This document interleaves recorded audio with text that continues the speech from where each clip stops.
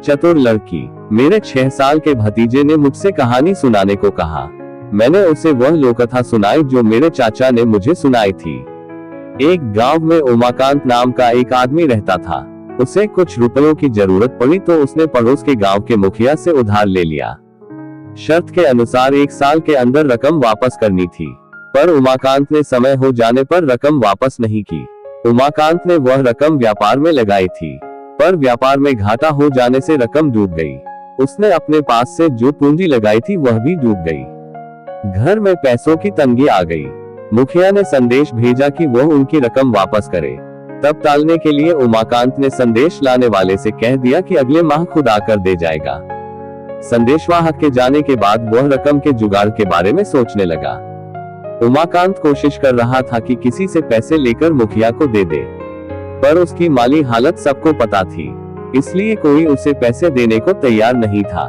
दिन निकल रहे थे पर कोई व्यवस्था हो नहीं रही थी। उमाकांत परेशान था। उमाकांत एक शरीफ आदमी था। उसने सोचा था कि व्यापार में पैसे लगाकर वह अपनी आर्थिक स्थिति सुधार लेगा। लाभ में से पहले कर्ज लौटाकर आराम का जीवन बिताएगा, पर व्यापार में घाटा हो गया। उमाकांत की बेटी कनक बहुत होशियार थी। अपने पिता की कठिनाई जानकर वह बहुत दुखी थी। वह अपने पिता की मदद करना चाहती थी। उसने अपने पिता को संकट से उबारने का एक उपाय सोचा। उसके गांव में एक विद्वान पधारे थे। उन्होंने ऐलान किया था कि जो उन्हें अपनी चतुराई से हरा देगा वह उसे मुमांगी रकम देंगे। कनक ने उनके पास जाकर उनकी चुनौती स्वीकार कर ली। कनक 3 पहेलियों के साथ उनके पास पहुंची। उसने कहा, यदि मैं आपको हरा दूं तो क्या आप सचमुच मुझे मुमांगी रकम देंगे? विद्वान ने सोचा कि यह छोटी सी लड़की भला मुझे क्या हराएगी। उसने कहा, जो रकम तुम कहोगी मैं दूंगा। विद्वान की सभा में कई लोग ये प्रतियोगिता देखने के लिए उपस्थित थे। विद्वान ने एक एक करके पहेली पूछने को कहा। कनक ने पहली पहेली पूछी, स्वर्ग से आते पानी को क्या रोकती है? विद्वान ने इस पर विचार किया, पर वह समझ नहीं पाए कि स्वर्ग से पानी कैसे आता है। उन्होंने बहुत सोचा पर जवाब नहीं मिला।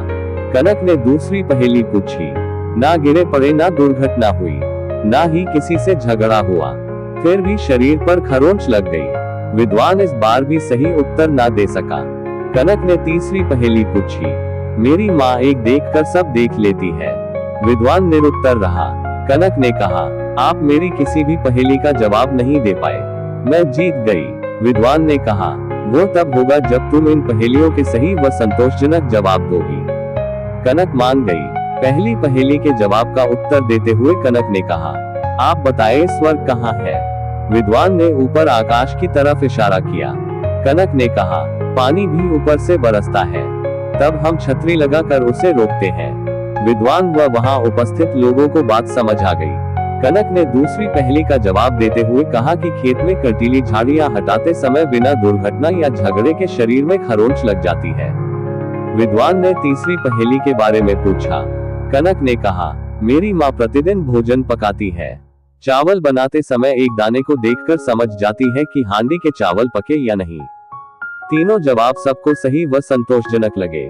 कनक जीत गई। उसने व्यापार में डूब गई रकम के जितनी राशि मांग ली। उमाकांत ने मुखिया की रकम वापस कर दी। मेरे भतीजे को कहानी अच्छी लगी। मैंने उसे समझाते हुए कहा, देखा बुद्धि से समस्या का हल निकल आता है। उसने कहा कि आगे से वह समस्या से घबराएगा नहीं बल्कि उससे उबरने का उपाय सोचेगा।